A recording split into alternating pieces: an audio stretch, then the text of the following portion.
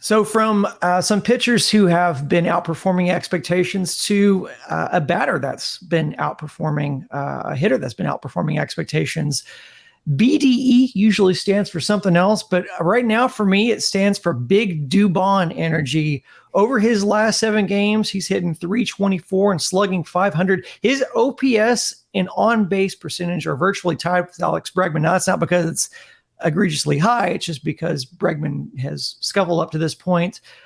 His average is way higher than Bregman's, with the obvious caveats being that he has 7 fewer home runs and 50 fewer at-bats.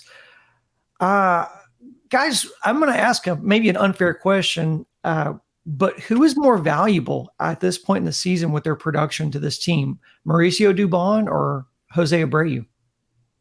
Wait, is that a trick question? Dubon has had a lot of hits so far this season.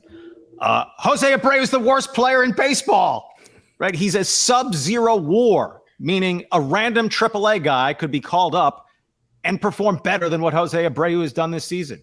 I mean, maybe there was the faintest of pulses with a couple of home runs over the weekend.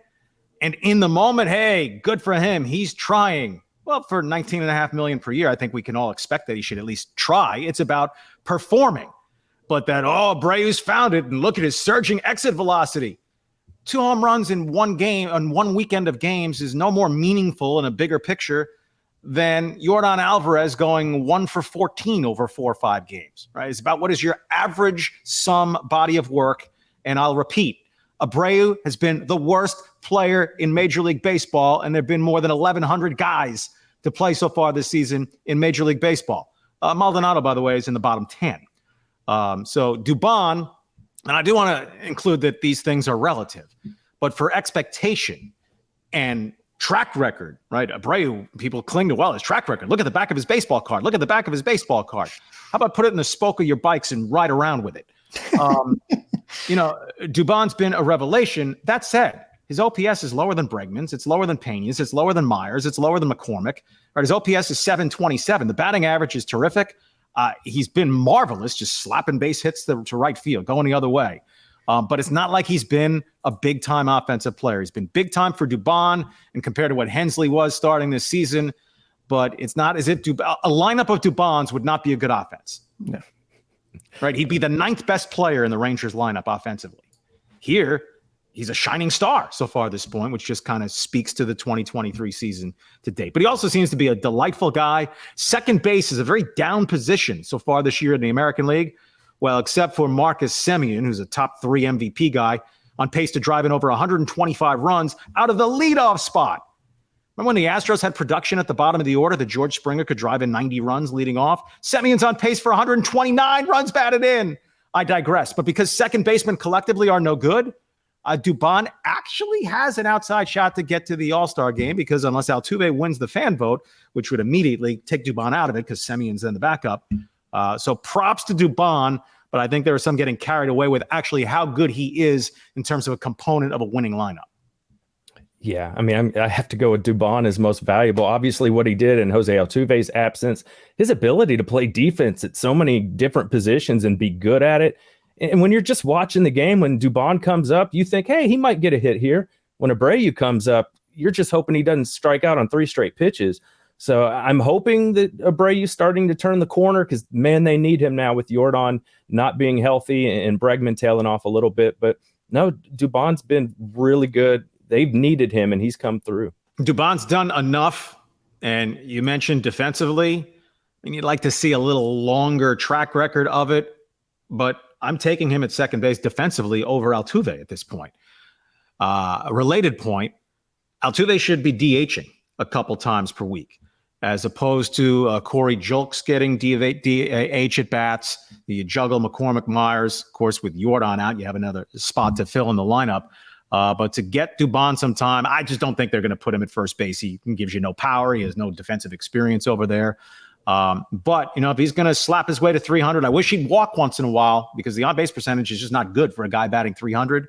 But to, lighten a little bit of the stress on Altuve, is 33 years old and nagging injuries and oblique here. The thumb was a freak thing.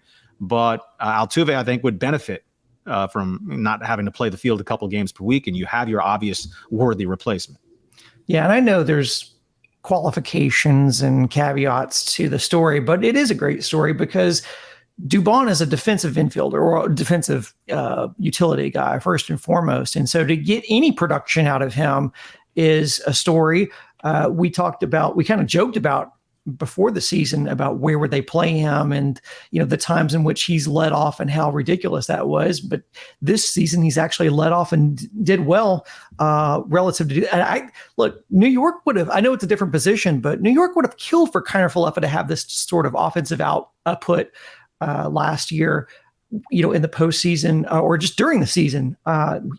Absolute disaster behind the plate. What's our Yuli update, guys? Because I hate to do it because I know we talked about Jose Abreu earlier, but we had a lot of people that were the Yuli truthers that believed they should have kept him. I know I think he's sitting like 260 right now, but his OPS is also under 800. Are we still talking about whether the Astros should have kept Yuli? Obviously the price tag would have been lower, but that's not really the answer either, right? No, look, Yuli in part-time plus playing time with a surprising Marlins team, his OPS is 713. That's not good. Compared to Abreu, well, anyone is better than what Abreu has been. Did I mention he's the worst player in baseball so far this year? Yuli, and they all count, and the Astros will get a couple of games in Colorado themselves. Yuli had a 3-game series at Colorado where he went 9 for 12. You pull out those 3 games, Yuli's batting average this season is 221. Abreu's batting 220. Yuli overall, he's not a plus everyday player. Would you rather have him at the $3 million, whatever the Astros could have kept him for, than Abreu's 19.5? Sure. But moving on from Yuli was a solid decision. Abreu was a way better player last year. It just has completely imploded on them to this point. Yeah. Most of us were really excited about the Abreu signing when it happened. I was hoping they'd still be able to hold on to Yuli, but I knew it was a possibility he'd be gone. But yeah, hindsight 2020, it just hasn't worked with Abreu. You can't really explain it. It just hasn't worked. At least hasn't worked yet. Traditionally, he's better in the hot months of the summer. So if he's going to get things going, well, it's going to be 100 degrees this week here in Houston. So it's officially that time of year. So if he's going to break out, it's going to be sooner rather than later. Now, Yuli's 6 for his last 42. Abreu beats that. Barely.